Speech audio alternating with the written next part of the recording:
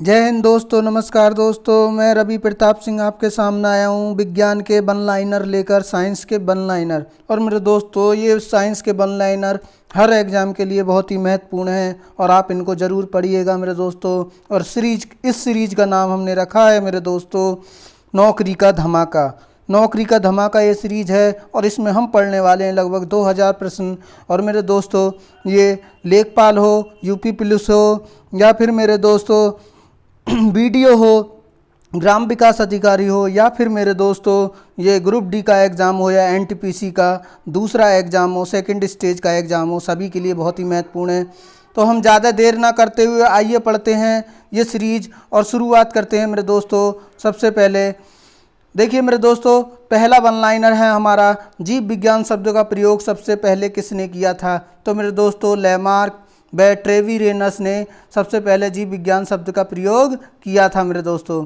अगले प्रश्न की ओर चलते हैं मेरे दोस्तों। देखिए अगला प्रश्न आपकी स्क्रीन पर ये है। देखिए मेरे दोस्तों, अब जीव विज्ञान शब्द का प्रयोग सर्वप्रथम किया गया था। तो मेरे दोस्तों 1801 में जीव विज्ञान शब्द का प्रयोग सबसे पहले किया गया था।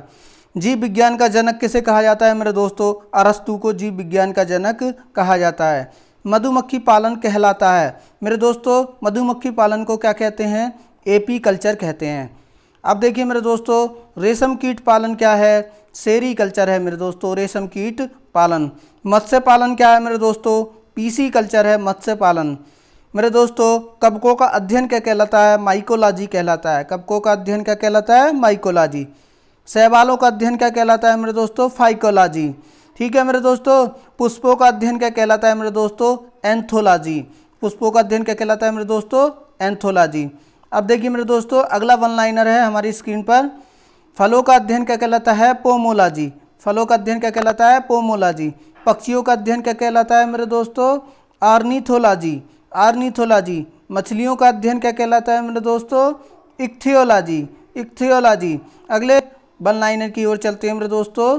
अगला वन लाइनर हमारा, कीटों का अध्ययन क्या कहलाता है मेरे दोस्तों? एंटोमोलॉजी। एंटोमोलॉजी। वृक्षों व झाड़ियों का अध्ययन क्या कहलाता है? डेड्रोलॉजी। क्या कहलाता है मेरे दोस्तों? डेड्रोलॉजी। सर्पों का अध्ययन क्या कहलाता है मेरे दोस्तों? ऑफियोलॉजी। क्या कहलाता है मेरे दोस्तों? ऑफियोलॉजी। क्या कहलाता है मेरे दोस्तों?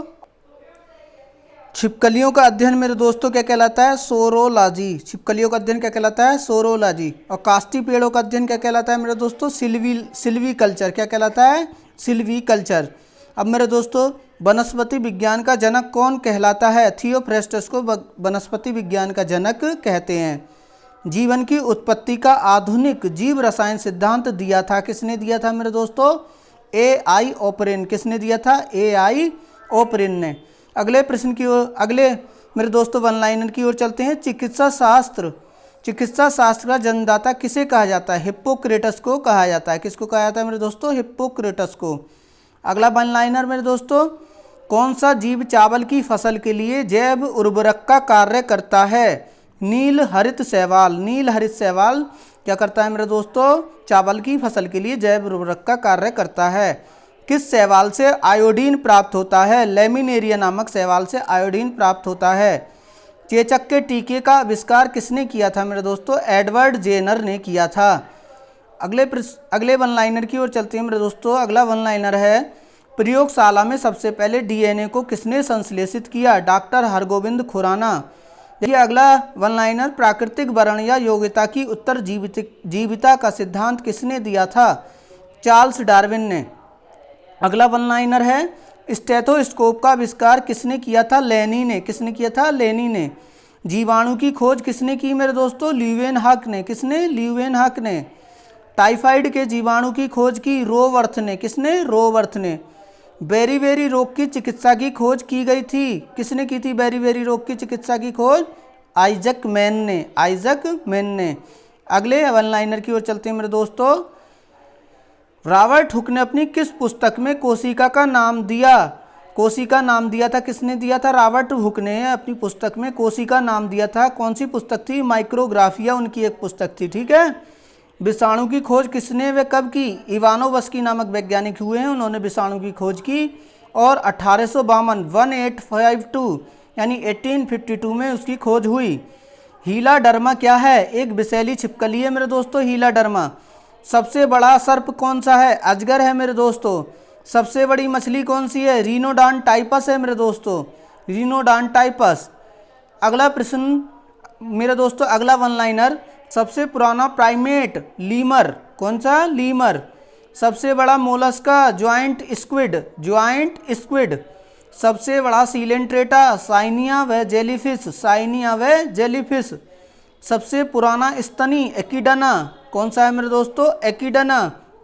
सबसे पुराना कपी गिब्बन कौन सा है मेरे दोस्तों? गिब्बन। सबसे विषैला भारतीय सर्प, भारत का सबसे विषैला सांप कौन सा है? King cobra. अगला है मेरे दोस्तों, विशालतम जीवित सरीसृप मगरमच्छ कौन सा है मेरे दोस्तों? विशालतम जीवित सरीसृप मगरमच्छ है। विश्व में सबसे विषैला सर्प कौन सा है? ऑस्ट्रेलिया का पेनिनसुलर टाइगर सर्प, ऑस्ट्रेलिया का पेनिनसुलर टाइगर सर्प। सबसे लंबा स्तनी कौन सा है मेरे दोस्तों? जिराफ। दांत रहित स्तनी मतलब उसके दांत नहीं होते मेरे दोस्तों, चींटीखोर। विश्व का सबसे बड़ा पेड़ सिकोया, विश्व का सबसे बड़ा पेड़ कौन सा है मेरे दोस्तों? सिकोया। अब देखिए मेरे दोस्तों, अगला वन लाइनर, सबसे लंबा आवृतबीजी पौधा मेरे दोस्तों यूकेलिप्टिस, यूकेलिप्टिस। सबसे बड़ा पुष्पीय पौधा बोल्फिया कौन सा मेरे दोस्तों? बोल्फिया।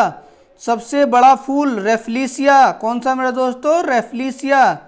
अगले वन लाइनर की ओर चलते हैं मेरे दोस्तों, सबसे छोटे बीज आर्किड के होते हैं मेरे दोस्तों। सबसे बड़ा फल लोडोरिसिया का होता है मेरे दोस्तों। सबसे बड़ी पत्ती विक्टोरिया रेजिया पौधे की होती है मेरे दोस्तों। सबसे अधिक उम्र तक जीवित रहने वाला कशेरुकी कौन सा है मेरे दोस्तों? कछुआ। कौन सा है? कछुआ। अरस्तु द्वारा समस्त जीवों को कितने वर्गों में विभाजित किया गया था? 2 वर्गों में मेरे दोस्तों, जंतु समूह एवं वनस्पति समूह। मेरे दोस्तों, मेरे चैनल पर ज्योग्राफी की डिटेल में क्लासें चल रही हैं, आप प्लेलिस्ट में जाइए, वहाँ पर मैंने ज्योग्राफी के मॉक टेस्ट भी डाल रखे हैं और सबकी मैंने प्लेलिस्ट अलग अलग बना रखी है मेरे दोस्तों। अगर ज्योग्राफी आपको डिटेल में अच्छे से पढ़नी है तो हमारे चैनल पर आइए। और मेरे दोस्तों देखिए, आप इस वीडियो को जो वन लाइनर साइंस की है, आप काम करते करते भी इसको सुन सकते हैं मेरे दोस्तों, चलाकर छोड़ दीजिएगा और सीधे आप काम करते हुए भी इसको सुन सकते हैं। और ये बहुत ही इम्पोर्टेंट वन लाइनर है जो कि हर एग्जाम में आते रहे हैं और आगे भी आते रहेंगे। तो मेरे दोस्तों, अगला वन लाइनर है मेरे दोस्तों, तो जीव विज्ञान में आधुनिक वर्गीकरण का पिता किसे कहा जाता है? लीनियस को मेरे दोस्तों। देखिए, अरस्तु ने 2 समूह में बांटा था, 2 वर्गों में विभाजित किया था सभी जीवों को। 2 कौन कौन से थे? जंतु समूह एवं वनस्पति समूह। अब देखिए, जीव विज्ञान में आधुनिक वर्गीकरण का पिता किसे कहा जाता है? लीनियस को। मेरे दोस्तों, इनका पूरा नाम था कैरोलस लीनियस। अब देखिए मेरे दोस्तों, वर्गीकी का जन्मदाता किसे कहा जाता है? ये भी लीनियस है मेरे दोस्तों। अगले वन लाइनर की ओर चलते हैं मेरे दोस्तों। लीनियस ने अपनी पुस्तक सिस्टेमा नेचुरी में संपूर्ण जीवधारियों को कितने जगत में विभाजित किया था? तो लीनियस की मेरे दोस्तों पुस्तक कौन सी थी? सिस्टेमा नेचुरी। और कितने जगत में विभाजित किया था? 2, पादप तथा जंतु जगत में।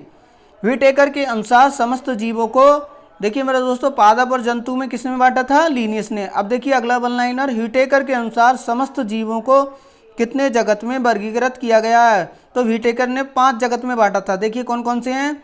मोनेरा, प्रोटिस्टा, पादप, कवक और जंतु। ठीक है, 5 कौन कौन से? मोनेरा, प्रोटिस्टा, पादप, कवक और जंतु।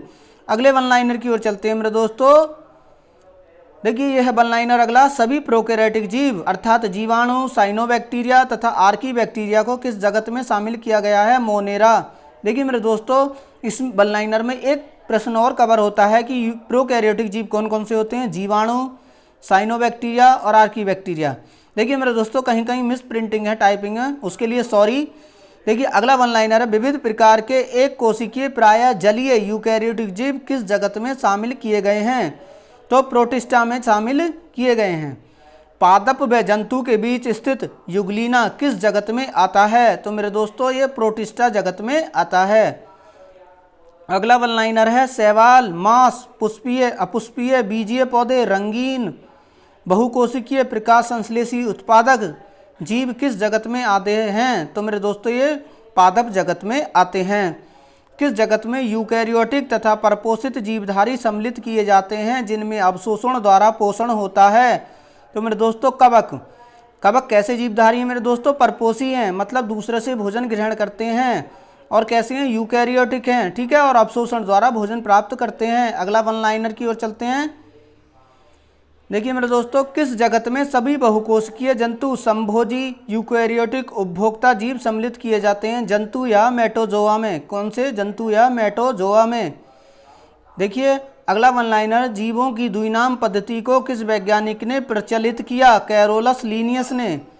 जीवों की द्विनाम पद्धति को किस वैज्ञानिक ने प्रचलित किया? कैरोलस लीनियस ने। मनुष्य का वैज्ञानिक नाम क्या है मेरे दोस्तों? होमो सेपियंस। अगले वन लाइनर की ओर चलते हैं मेरे दोस्तों।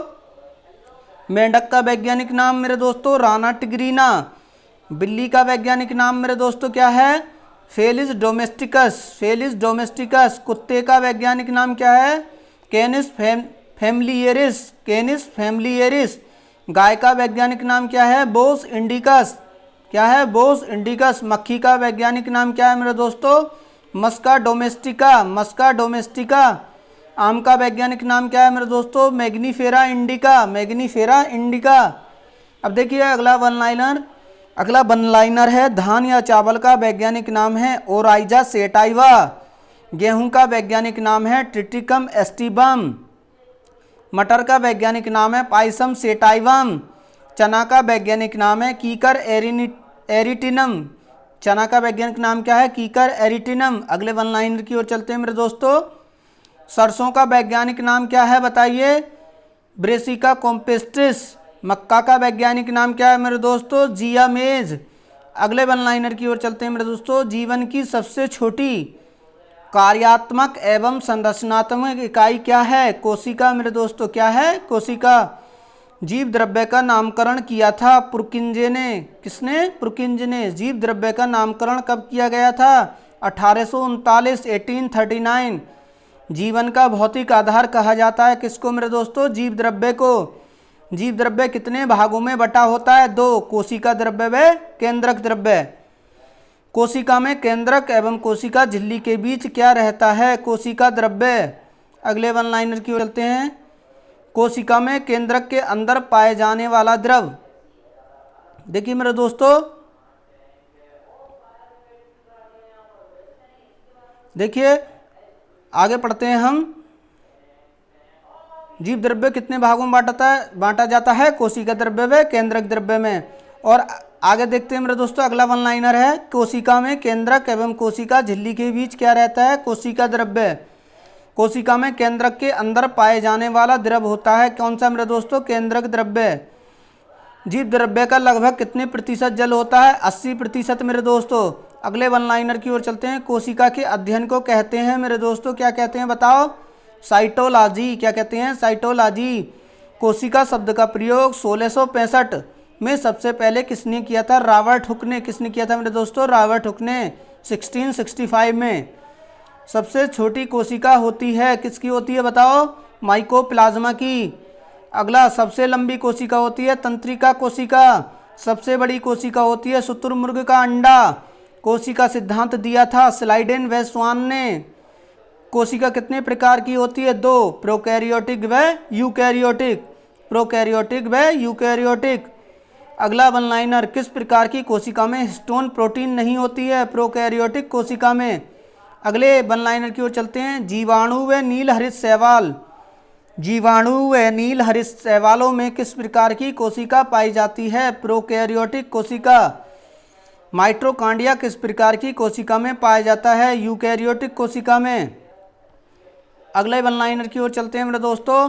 एंडोप्लाज्मिक रेटिकुलम किस प्रकार की कोशिका में पाई जाती है? यूकैरियोटिक कोशिका में। प्रोकैरियोटिक कोशिका में किस प्रकार के राइबोसोम पाए जाते हैं मेरे दोस्तों? 70 प्रकार के। यूकैरियोटिक कोशिका में किस प्रकार के राइबोसोम पाए जाते हैं मेरे दोस्तों? 80S। प्रोकैरियोटिक में 70S और यूकैरियोटिक में 80S। और एंडोप्लाज्मिक रेटिकुलम किस प्रकार की कोशिका में पाई जाती है? यूकैरियोटिक कोशिका में। अब देखिए मेरे दोस्तों अगला वन लाइनर, गाल्जी काय किस प्रकार की कोशिका में पाया जाता है? यूकैरियोटिक कोशिका में। अगले वन लाइनर की ओर चलते हैं मेरे दोस्तों। यूकैरियोटिक कोशिका में डीएनए पाया जाता है। पूर्ण विकसित एवं दोहरे सूत्र के रूप में, पूर्ण विकसित एवं दोहरे सूत्र के रूप में यूकैरियोटिक कोशिका में श्वसन होता है माइटोकॉन्ड्रिया में। इसलिए मेरे दोस्तों माइटोकॉन्ड्रिया को पावर हाउस भी बोला जाता है।